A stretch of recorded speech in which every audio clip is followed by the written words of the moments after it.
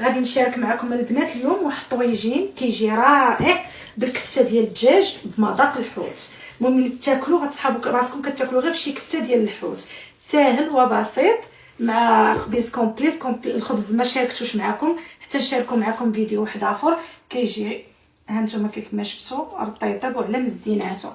مره اخرى نشارك معكم الخبز ان شاء الله. عندي هنا واحد الكميه ديال صدر الدجاج اللي غادي نطحنها. نورمالمون الا عندكم غير شويه ديال صدر الدجاج ديروا معاه مباشره العطريه وديك المكونات وطحنوه هنا.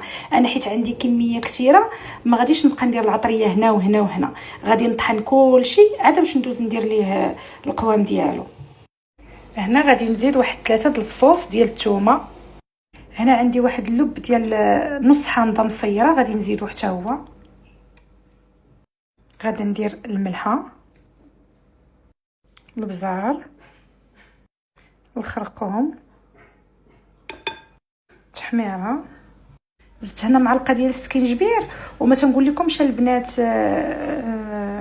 الكميه ديال العطريه، حيت العطريه كتبقى على حساب صدر ديال الدجاج اللي عندكم صدر ديال الدجاج كميه كثيره راكم كديروا كميه ديال العطريه اللي غادي تجي مع هذيك الكفته اللي عندكم.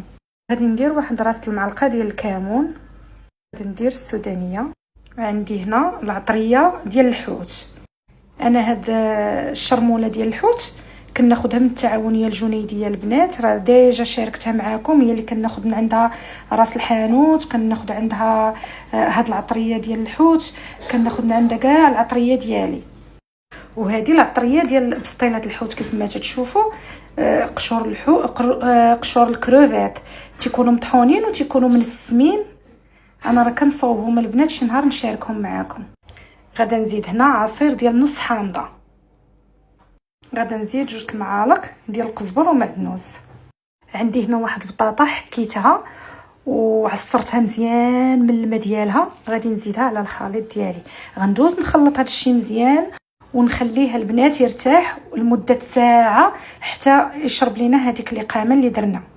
عقلتوا على لاصوص طوماط اللي صوبت معكم مؤخرا، هي اللي استعملت انا هنايا. نتوما الا ما كانتش عندكم غادي تحكوا واحد 3 مطيشات ولا 4 وتزيدوا عليهم واحد المعلقه ديال لاصوص طوماط. غادا نزيد عليها هنايا زويته بلديه، هي ديجا معطره ولكن غادي نزيد فيها شويه ديال البزار، شويه ديال الملحه وشويه ديال التحميره. غادا ندير واحد 2 لوريقات ديال سيدنا موسى صافي. وغادي نزيد هنا واحد المعلقه ديال القزبر ومعدنوس ونخلطوا المكونات ديالنا نخليهم حتى يتبخوا شويه عاد باش نزيدوا الكفته. صافي دابا غادي نبدا نستف في الكويرات ديالي، شكلتهم هكايا. هنا البنات خديت واحد 2 فلفلات شويتهم، وحده حمراء وحده خضراء وستفتهم. غادي نزيد هكا واحد زويتينات من الفوق.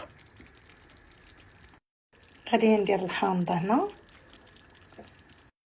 واحد فلفله حاره.